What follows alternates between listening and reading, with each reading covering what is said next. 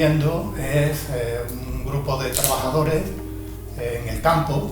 al que se ha desplazado una máquina de vapor instalada sobre ruedas precisamente para facilitar su movimiento, máquina de vapor que transmitía energía mecánica a una trilladora adaptada precisamente a este nuevo tipo de energía. Dentro de la trilladora lo que ocurría era que la mies, en fin, gracias al funcionamiento de una serie de engranajes que llevaba en su interior, era trabajada y se separaba el grano de la paja, saliendo en principio el grano por una parte y la paja por otra. Bueno, en vísperas de que ocurriera todo esto, es decir, este proceso de modernización tecnológica, el campo andaluz era muy tradicional, en el sentido de que los rendimientos por unidad de superficie eran bajos, la productividad del trabajo también era muy reducida, por muchas razones, entre otras, por no citar más que un par de ellas o tres, porque la mayor parte de la producción se destinaba al consumo local, los medios de transporte impedían, porque encarecían el producto a poco que se trasladara 10 o 50 kilómetros más allá de donde se había obtenido, que se pudiera comercializar esta producción a una distancia mayor, o también porque los agricultores se habían obligado a pagar el diezmo, la renta de la tierra,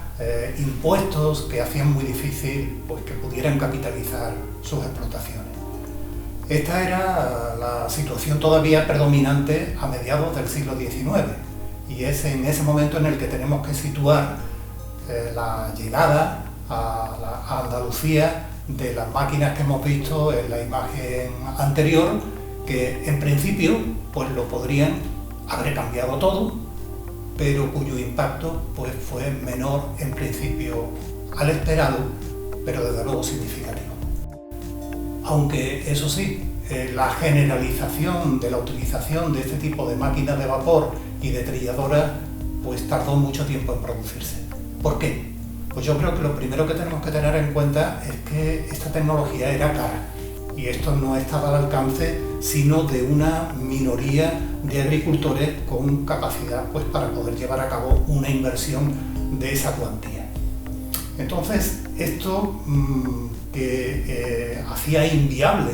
que los agricultores pequeños o medianos pudieran importar estas máquinas o utilizarlas, limitaba su impacto potencial pues, únicamente a aquellos que contaran con una extensión de terreno, con una producción de cereales, puesto que estamos hablando de los cereales, suficientemente grande como para que desde un punto de vista económico estuviera justificada la realización de una inversión tan cuantiosa. Tenemos que añadir otras cosas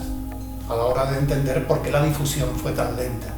como por ejemplo que los salarios agrícolas en Andalucía eran muy bajos y estas máquinas de alguna manera venían a reemplazar mano de obra por tecnología, por capital. Si bien es verdad que más que ahorrar mano de obra, que también la trilla a vapor lo que ahorraba, y en esto no se ha insistido suficientemente, era energía animal, porque la trilla de los cereales se solía hacer en las eras que había a las afueras de todos los pueblos utilizando animales, utilizando yeguas. Entonces,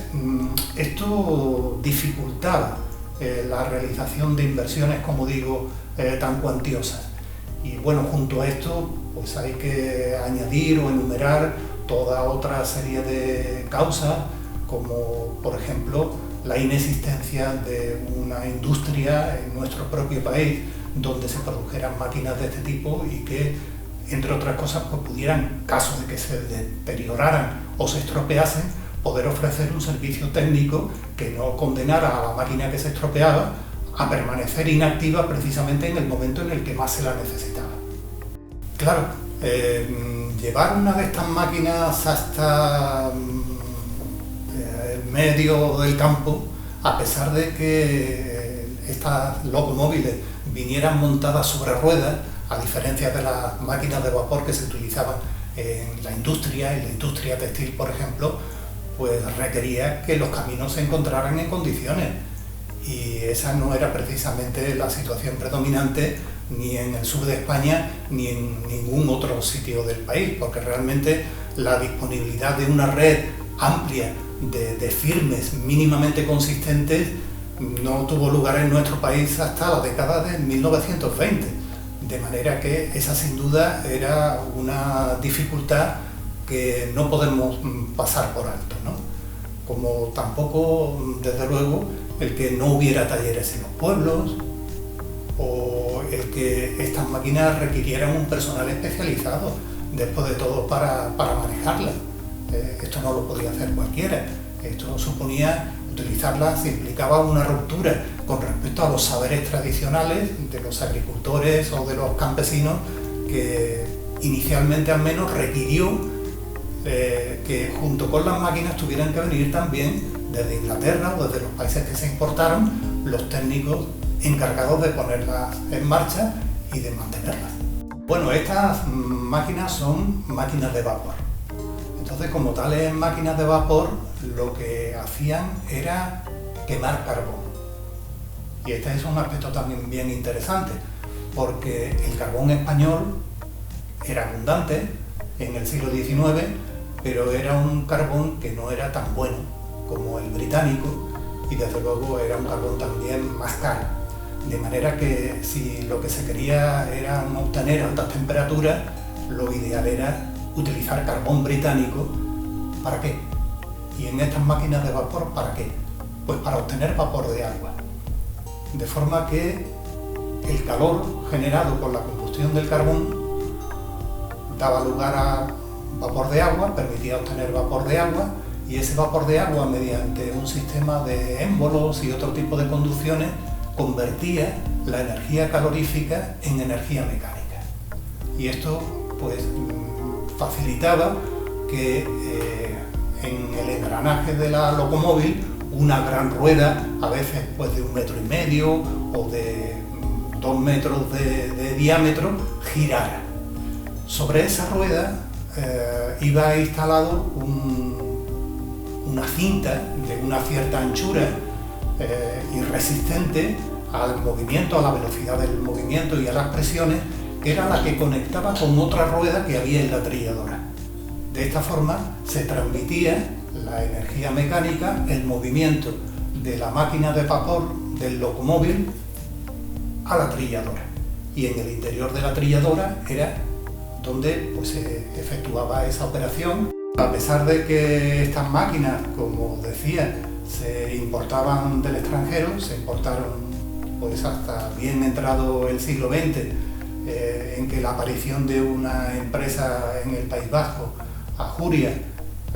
que se dedicó a producir en serie este tipo de máquinas y consiguientemente, por tanto, a un precio ya competitivo y accesible para un mayor número de agricultores españoles, se traían de fuera. No obstante, algún no sabría bien cómo denominarlo, mecánico, no sabría muy bien decir, ¿no? En Sevilla, bueno, pues atento a lo que se estaba produciendo, es decir, la apertura de un nuevo mercado, pensó, ¿por qué no producir aquí también las trilladoras que estamos importando de Gran Bretaña? Otra cosa eran las máquinas de vapor, un tipo de tecnología mucho más compleja, pero lo que era la trilladora propiamente dicha, no. Entonces, a partir de los años 60 encontramos distintas iniciativas en Sevilla, probablemente también en Jerez, que junto con Sevilla son los dos núcleos promotores de los cambios que estamos comentando, algunos individuos que ensayan, que prueban la posibilidad de construir aquí in situ este tipo de máquinas.